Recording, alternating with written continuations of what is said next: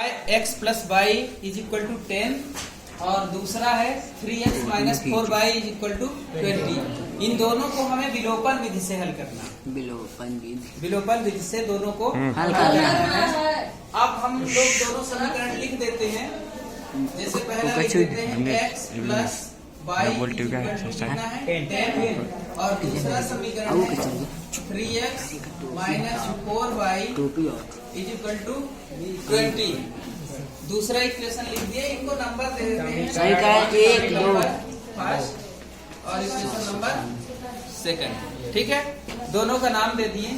अब क्या करना है हमें, ये विलोपन विधि है, इसमें ये ध्यान रखना है कि एक चर विलोपित होगा, चाहे x विलोपित हो चाहे y विलोपित होगा, मतलब वो घटाएंगे तो कट जाएगा, गायब हो जाएगा। तो देखिए जैसे यहाँ हम देख रहे हैं कि 1x है, कितना है 1x, और यहाँ 3x है।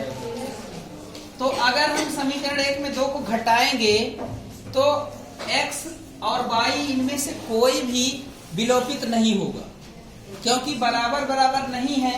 जब बराबर नहीं है तो कटेगा नहीं। तो हम लोग सबसे पहले गुणांक बराबर कर लेंगे। क्या करेंगे, गुणांक को बराबर।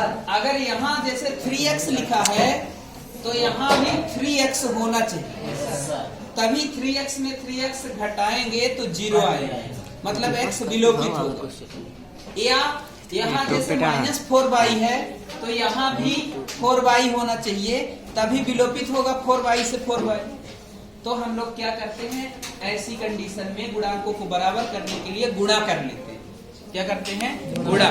तो इस 3 का इंटू करेंगे इक्वेशन फर्स्ट में, 3 का गुणा समीकरण 1 में करेंगे, उसे लिख देंगे 3 का गुणा 3 का गुणा समीकरण 1 में करने पर। देखिए समीकरण 1 में गुणा करते हैं,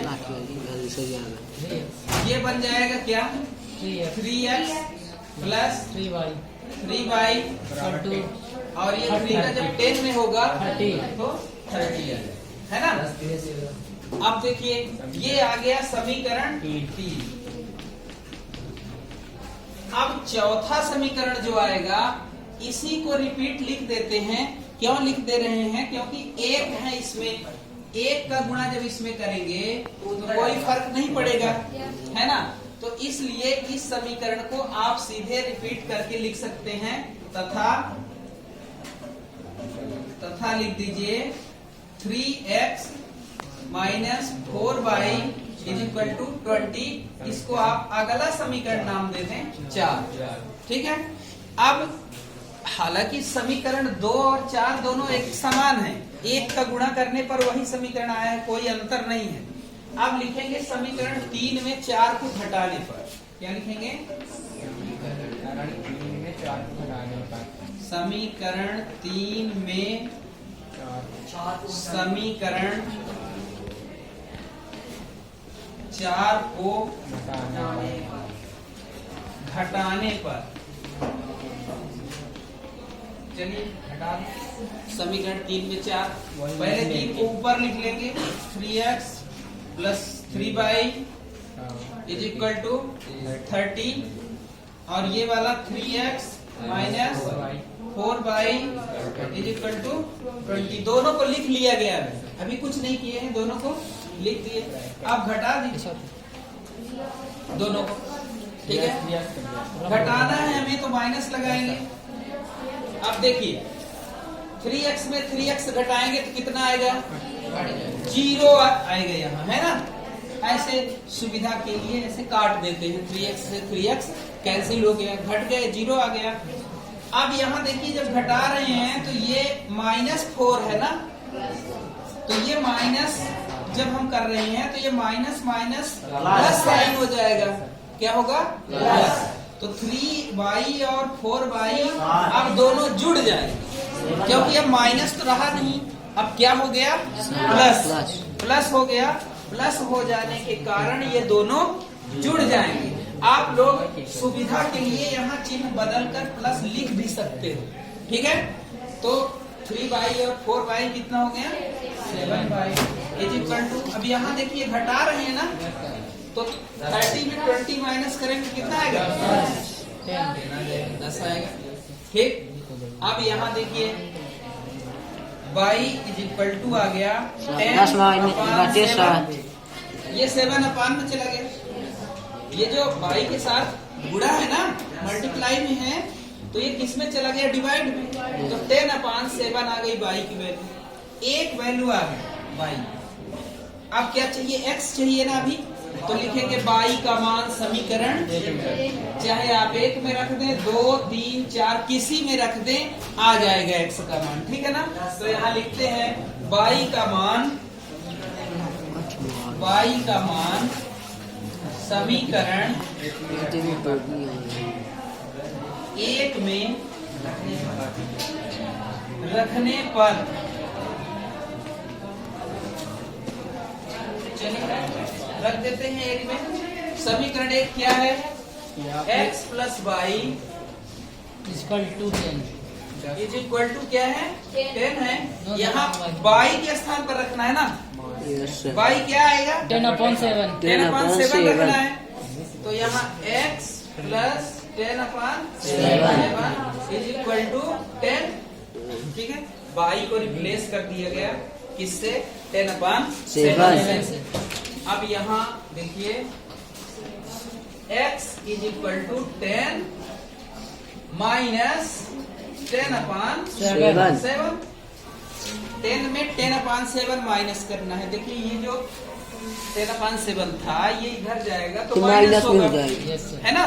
अब देखिए इसको घटाने में गलती नहीं करना कि लिख दो 10 में 10 घटा तो 0 आ गया, दिख रहा कि 10 माइनस 10, ऐसा नहीं करना है। ये एक्चुअली अब फ्रैक्शन बन गया ना, भिन्न के रूप में आ गया। यहाँ आप 10/1 लिख सकते हैं, ठीक है। और इसमें 7 और 1 का एलसीएम लेंगे तो 7 आएगा, कितना आएगा 7 आएगा। और फिर इसको यहाँ 1 से डिवाइड लगाएंगे 7 में, 7 में क्या करेंगे डिवाइड, तो कितना आएगा 10 7 में 1 से डिवाइड लगाए पहले तो कितना आएगा 7, और फिर 7 का ऊपर मल्टीप्लाई करेंगे 10 में तो कितना आ जाएगा माइनस, यहाँ डिवाइड करेंगे 7 में 7 का तो 1 आएगा, और 1 का ऊपर 10 से मल्टीप्लाई कर दीजिए तो कितना हो जाएगा 10 आ जाएगा, ठीक है। समझ में आ रही बात। Yes sir. अब 70 में 10 माइनस करेंगे तो कितना आएगा 60/7 आ गया।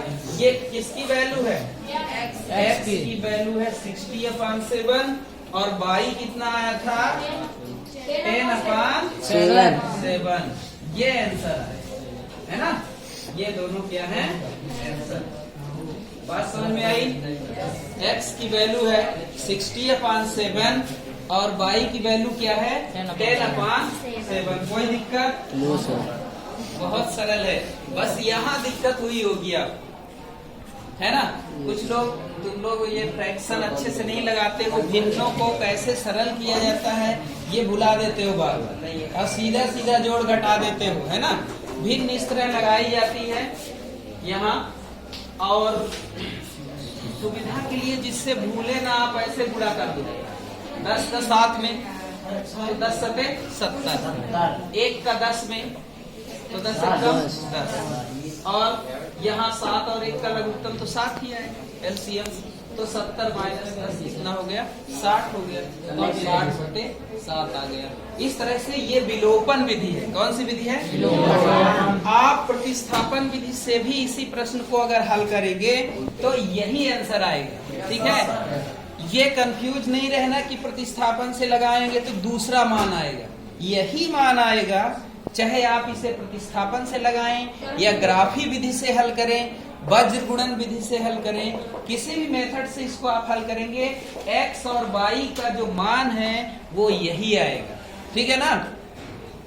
ये अद्वितीय हल का क्वेश्चन है, यूनिक सॉल्यूशन का। आप अगर इसे चेक करेंगे, देखिए a1/a2 और b1/b2 जब दोनों देखेंगे तो बराबर नहीं आएंगे, बराबर नहीं आते हैं जब दोनों, तो अद्वितीय हल बोला जाता है। क्या कहते हैं? अद्वितीय हल। अद्वितीय हल मतलब कि यूनिक सलूशन, यही एक और केवल एक हल आएगा। यही आप चाहे प्रतिस्थापन विधि से लगाएं चाहे जिस विधि से लगाएं, यही आंसर आएगा। ठीक है ना?